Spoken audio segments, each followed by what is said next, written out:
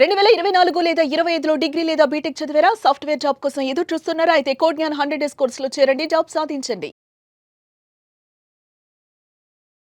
Welcome to Suman TV. నేనే మీ Suman TV Nag. భార్యాభర్తలు చాలా మందికి అంటే డిఫరెన్స్ ఆఫ్ ఒపీనియన్ ఉంటుంది. డిఫరెన్సెస్ వస్తాయి. దానితో పాటు ఈగోస్ ఉంటాయి. వైఫ్ అండ్ హస్బెండ్ అన్న తర్వాత ఒక మాట అటు, ఒక మాట ఇటు వెళ్ళిపోతూ ఉంటాయి. ఎక్కడి వరకు వెళ్తుంటే కొంతమంది క్రైమ్ దాకా కూడా వెళ్ళిపోతూ ఉంటారు. అయితే వీటికన్నీ చుట్టూ కొన్ని కొన్ని ఉండేటువంటి వాటిల్లో కొన్ని కొన్ని ఎలా అంటే దీనివల్లే ఈ కారణం వల్లే అని చెప్పుకోవడానికైతే పర్టికులర్గా ఉండవు. వాళ్ళకు ఉండేటువంటి సమస్యల వల్ల కొంతమంది కొన్నిసార్లు చేసేటువంటి పని బెడ్రూమ్లో కూడా సీసీ క్యామ్స్, ఆడియో ప్రూఫ్స్ అవి పెడుతూ ఉంటారు. లీగల్‌గా చూసుకుంటే అది ఎంతవరకు కరెక్ట్? అండ్ అటువంటి వాటికి చట్టాలు అసలు ఏం చెప్తున్నాయి అనేది ఈరోజు మనతో పాటు హైకోర్టు అడ్వకేట్ అలగర్ రవీంద్రనాథ్ గారు ఉన్నారు. అది వారి మాట్లాడి తెలుసుకుందాం. Hello sir. హాయ్ అండి నాగరాజ్ గారు. భార్యాభర్తలు డిఫరెన్స్ ఆఫ్ ఒపీనియన్ ఉన్నప్పుడు లేదా డిఫరెన్సెస్ వచ్చినప్పుడు ఈగోకి వెళ్ళిపోయి నీ బ్రతుకు నేను నీ బ్రతుకు నేను బయట పెడతా, నీ బండారం బయట పెడతా అని చెప్పేసి వెళ్ళిపోతూ ఉంటారు. బెడ్రూమ్లోనే సీసీ క్యామ్స్, ఆడియో ప్రూఫ్స్ అవి పెట్టుకోవడానికి రెడీగా ఉంటారు. కొంతమంది అయితే 6 months వరకు పెట్టుకుంటారు. 6 months డేటా మొత్తం బయట తీస్తానని చెప్పి రీసెంట్ న్యూస్లు కూడా మనం చూస్తున్నాం. కొంతమంది అట్లే చేస్తున్నారు. అది ఎంతవరకు కరెక్ట్? సీసీ కెమెరాస్ అంటే కాంపాక్ట్ కెమెరాస్ అన్నవి బెడ్రూమ్లో పెట్టుకోవచ్చా, పెట్టుకోకూడదా? చట్టాలు ఏం చెప్తున్నాయి? లీగల్గా మనం దాన్ని ఎలా సాల్వ్ చేయాలి, ఎలా మనం దాన్ని ఫేస్ చేయాలి అన్నది ఈ వీడియోలో మనం తెలుసుకునే ప్రయత్నం చేద్దాం నాగరాజ్ గారు. సీసీ కెమెరాస్ బెడ్రూమ్లో పెట్టుకోవచ్చా, పెట్టుకోకూడదా అంటే ఇప్పుడు భార్యాభర్తలు ఇద్దరు పెళ్లి చేసుకుని ఉండొచ్చు, వాళ్ళిద్దరు కలిసి బెడ్రూమ్లో ఉండొచ్చు. ఇక్కడ ప్రతి వ్యక్తికి కూడా రైట్ టు ప్రైవసీ అని ఒక యాక్ట్ ఉంది. It's a fundamental right. భార్యాభర్తల్లో ప్రతి ఒక్కరికి కూడా ఇండివిజువల్గా రైట్ టు ప్రైవసీ అని ఒక యాక్ట్ ఉంది. ఇట్స్ నాట్ ఏ యాక్ట్ అనకూడదు, ఫండమెంటల్ రైట్ ఉంది. Puttaswamy versus union of India అన్న కేసు 2017లో దీన్ని యాక్చువల్గా ఫండమెంటల్ రైట్గా మార్చింది సుప్రీంకోర్టు. అంటే ఒక వ్యక్తి యొక్క గోప్యత, ఒక సీక్రసీ, ఒక ప్రైవసీ అన్నది ఆ వ్యక్తి యొక్క హక్కు.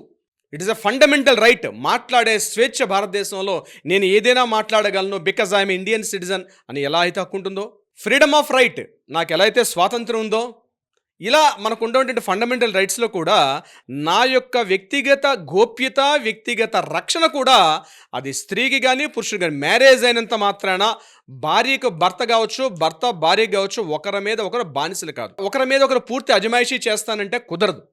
దీని మీద ఇప్పుడు నేను చెప్పినటువంటి Puttaswamy versus union of India కేసులో ఏం జరిగిందంటే దీన్ని ఫండమెంటల్ రైట్గా మార్చింది. ముఖ్యంగా టెక్నాలజీ పెరిగిన తర్వాత ఒక వ్యక్తి ఏం చేస్తున్నాడు, అదే కదండి ఇటీవల వచ్చినటువంటి రియాలిటీ షోస్ చాలామంది కూడా ఇదే కదా. ఒక వ్యక్తి ఏం చేస్తున్నాడో, తెర వెనక ఏం చేస్తున్నాడో చూడడమే అదొక మనిషిలో ఉన్నటువంటి ఒక క్రిమినల్ సైకాలజీ.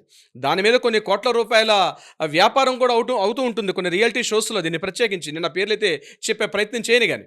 కానీ ఇక్కడ ఏమవుతుందంటే తన భార్య ఏం చేస్తుంది బెడ్రూమ్లో, నేను లేనప్పుడు ఎవరితో మాట్లాడుతుంది, ఆమె ఫోన్ని ట్రాప్ చేసి ఆమె ఫోన్లో ఒక సాఫ్ట్వేర్ ఇంజెక్ట్ చేసి ఆమె పడుకునేటప్పుడు, ఆమె బాత్రూమ్కి వెళ్ళేటప్పుడు కొంతమంది సాఫ్ట్వేర్లు నాకు వచ్చే క్లయింట్స్ చెప్పారు, ఆమె ఫోన్లోకి ఇన్స్టాల్ చేస్తారు. ఆమె ఫోన్ కూడా వీడు ఆపరేట్ చేస్తుంటాడు. ఆమె ఎవరెవరితో మాట్లాడుతుంది, ఎక్కడెక్కడికి పోతుంది, ఆమె మొత్తం ఎంటర్ ద టోటల్ ఆ ఫోన్ అంతా కూడా ఇతని యొక్క కంట్రోల్లో ఉంటుంది. ఆ విషయం ఆమెకు కూడా తెలియదు. ఆమె ఏదైనా కాస్త ఎవరితో చనువుగా వీటితో మాట్లాడితే రేపు ఆమెతో డివోర్స్ తీసుకోండి, ఇది నాకు ఒక ప్రూఫ్గా పనికొస్తుంది అనుకుంటారు. దాన్ని కోర్టు ఏం చేసింది రీసెంట్గా, అది చెత్తబుట్లో వేసుకోవడం తప్ప దేనికి పనికిరాదని చెప్పింది. అంటే ఒకరికి తెలియకుండా వారి ఫోన్లో ఇన్స్టాల్ చేసి, నేను ఇంకా సీసీ కెమెరాస్ దాకా రాలేదండి, నేను ఓన్లీ ఫోన్ కూడా చెప్తున్నాను, ఇది కూడా వ్యక్తిగత గోప్యత కిందకు వస్తుంది. ఫోన్లో ఇన్స్టాల్ చేసేస్తాను, నా యొక్క సాఫ్ట్వేర్ రీసెంట్గా వచ్చిన సాఫ్ట్వేర్లో వచ్చి ఇన్స్టాల్ చేస్తాను. ఆమె ఏం చేస్తుంది, తను తెలియకుండా హ్యాండ్ బ్యాగ్లో పెట్టుకుంటుంది. తన షాపింగ్కో, తన ఫ్రెండ్స్కో, తన ఆఫీస్కి ఎక్కడ పోతున్నా, ఎవరితో మాట్లాడుతున్నా, హోటల్కి వెళ్ళినా, రెస్టారెంట్కి వెళ్ళినా ఆ ఫోన్లో ఉన్నటువంటి including camera, front camera, back cameras కూడా ఇతను ఆపరేట్ చేస్తుంటాడు. ఇక్కడ ఆమె ఓపెన్ చేసి చూసుకుంటున్నా అది ఆఫ్లో ఉన్నప్పుడు కూడా ఇతను చూస్తుంటాడు. తాను ముందు ఎవరున్నారో కూడా ఆమె జస్ట్ ఫోన్ పెట్టుకుందంటే ఆమె చూస్తుంటే ఆమె ముందు ఎవరెవరు ఉన్నారు, ఏమేమి మాట్లాడుతున్నారు, ఎలా మాట్లాడుతున్నారు మొత్తం కూడా రికార్డ్ చేస్తాడు. Same sir. అంటే కొంతమంది భార్యలు కూడా ఆ విధంగా చేస్తూ ఉంటారు కదా. అవునండి, వైస్ వర్సా, బోత్ సైడ్స్ ఉంటుంది. ఇది నాట్ ఓన్లీ హస్బెండ్ వైఫ్ అనే కాదండి, ఇద్దరు కూడా వర్తిస్తుంది. ఇది ఆ వైఫ్ కూడా హస్బెండ్ని ఇలానే టార్చర్ చేస్తూ ఉంటుంది.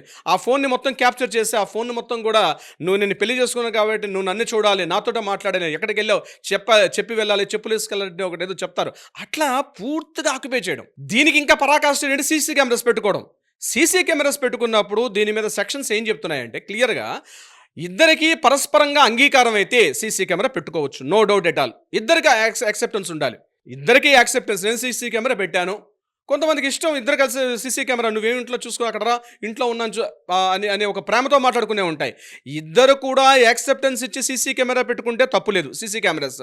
అలా కాకుండా ఆమెకి తెలియకుండా అతడు కానీ అతడికి తెలియకుండా ఆమె కానీ సీసీ కెమెరాస్ కానీ ఇన్స్టాల్ చేస్తే అది చట్టరీత్యా నేరము.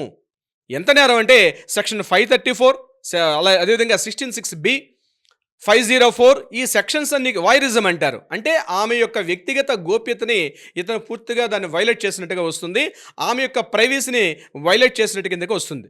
సో సీసీ కెమెరాస్ బెడ్రూమ్లో పెట్టుకోవడం ఇద్దరు యాక్సెప్టెన్స్ ఇస్తే పెట్టుకోవచ్చు, కానీ ఒకరు యాక్సెప్టెన్స్ ఇచ్చి ఒకరు తెలియకుండా సీసీ కెమెరాలు బెడ్రూమ్ ఇన్స్టాల్ చేసి ఎక్కడ సీసీ కెమెరాస్ కూడా నాట్ ఓన్లీ సీసీ కెమెరాస్ అండి, బక్స్ కెమెరాస్ అని అంటారు.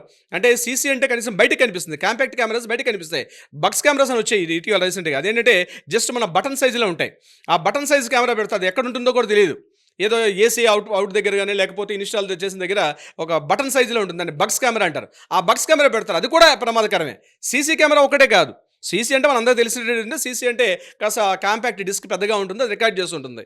బక్స్ కెమెరాలో రికార్డింగ్ ఆప్షన్ లేదు, కానీ ఈయన దగ్గర నేను మెమరీ కార్డు పెట్టుకుని నేను ఆపరేట్ చేస్తుంటాడు. సో బక్స్ కెమెరాస్ పెట్టినావు, నాలుగు మూలలో పెడుతుంటాడు బక్స్ కెమెరాస్, ఏ మూల ఉందో కూడా తెలియదు. అటువంటి సందర్భాల్లో అది కూడా ప్రమాదకరమే.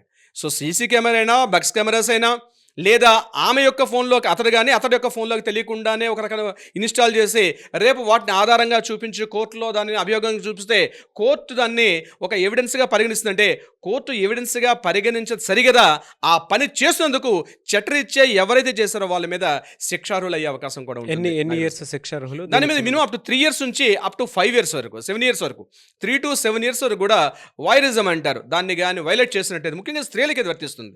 ఇది పురుషులకు వర్తించదు, కానీ స్త్రీలకైతే వాళ్ళ యొక్క ప్రైవసీని భంగపరిచేందుకు కానీ 3 to up to 7 years వరకు కూడా వాటి మీద కఠినంగా శిక్షలు కూడా వేసే అవకాశం ఉంటుంది. ఇలా చేసిందని చెప్పి దాన్ని కోర్టులో ఎవిడెన్స్గా చూపించే దీన్ని ఎవిడెన్స్ అనుకుంటాం, కానీ ఎవిడెన్స్ కాదు అది. ఫస్ట్ అలా చేసిన దగ్గర తప్పుగా పరిగణిస్తుంది కోర్టు. సో ఎలక్ట్రానిక్ ఎవిడెన్స్ని కోర్టులో ప్రూవ్ చేయడం కూడా చాలా కష్టం, ఎందుకంటే దానికి ఒక ప్రొసీజర్ ఉంటుంది. ఏదో మనం మాట్లాడుకున్న మన ఫోన్లో ప్రింట్అవుట్స్ తీసేసి సార్ ఇలా ఉందని చెప్పి, లేకపోతే ఇట్లా ఉందన్నగా మనం మాట్లాడుకున్నట్టుగా మనం డైలీ మనం వాట్సాప్ చాట్లో చూపించినట్టుగా కోర్టులో ఇన్ ఫ్రంట్ ఆఫ్ మనం ఒక ఎలక్ట్రానిక్ ఎవిడెన్స్ చూపించాలంటే దానికి చాలా లెంగ్తీ ప్రాసెస్ ఉంటుంది, ఆ ప్రొసీజర్ని ఫాలో అవ్వాలి. సో ఆ ప్రొసీజర్స్లోనే దీన్ని వైలేట్ చేసినట్టుగా ముందు శిక్షార్హుడిగా పరిగణిస్తారనమాట. సో సీసీ కెమెరాస్ అయినా, ఫోన్స్ అయినా, బక్స్ కెమెరాస్ అయినా, ఈ మధ్య పెన్ కెమెరాస్ వచ్చాయి. ఈ మధ్య మనం చూస్తూ ఉంటాం, కొంతమంది జర్నలిస్టులు చేస్తుంటారు. ఇన్వెస్టిగేటివ్ జర్నలిజం తోటి వాళ్ళు పోలీస్ స్టేషన్తో పర్మిషన్ తీసుకొని చేస్తారు. వాళ్ళు ఇన్వెస్టిగేటివ్ జర్నలిజం అనే పేరుతోటి జర్నలిస్టులు కానీ, మీడియా ప్రతినిధులు అంటే మీడియాలో ఉన్నటువంటి సోకాల్డ్ పెద్ద పెద్ద పోస్టులో ఉన్న వాళ్ళు కానీ, పొలిటీషియన్స్ కానీ, పోలీస్ ఆఫీసర్స్ కానీ ఎవరైనా సరే మా దగ్గర రైట్ ఉందని చెప్పి దాంతో ఒక పెన్ కెమెరాస్ తోటి దాన్ని రికార్డ్ చేసినా సరే అది కూడా శిక్షార్హం అవుతుంది. నాగరాజ్ గారు, బట్ చాలామందికి తెలియాల్సినటువంటి ఇన్ఫర్మేషన్ అనేది ఎందుకు అని అంటే, గోప్యతని ఇష్టానుసారంగా విచ్చలవిడిగా హక్కు ఉంది కదా అని చెప్పేసి వాడుకునేటువంటి వాళ్ళకి ఇది ఒక హెచ్చరిక అని చెప్పడంలో ఏమాత్రం సందేహం లేదు. ఎందుకంటే దానికి బదులు వాళ్ళకి నచ్చకపోతే డివోర్స్ తీసుకోవడం మంచిది, కానీ వాళ్ళ మీద క్యారెక్టర్ అసాసినేట్ చేసి లేదంటే రీసెంట్గా ఒక మీడియాలో ఒక స్టోరీ కూడా రీసెంట్గా గడిచిన వారం 10 నుంచి కూడా ఒక ఫ్యామిలీ డిస్ప్యూట్ కూడా మన మీడియాలో మనం చూస్తూ ఉన్నాం. నేను ఆ పేర్లు రివీల్ చేయట్లేదు, కానీ అందరూ కూడా తెలుసు, మన ఆడియన్స్ మన వీక్షకులందరూ తెలుసు. సో ఇటీవల ఇదే విషయం మీద నడుస్తూ ఉంది, ఒక ఫ్యామిలీ మధ్య ఒక ఇష్యూ కూడా. సో ఇక్కడ వాళ్ళు మర్చిపోతుంది ఏంటంటే, మీడియా కూడా మర్చిపోతుంది దాన్ని.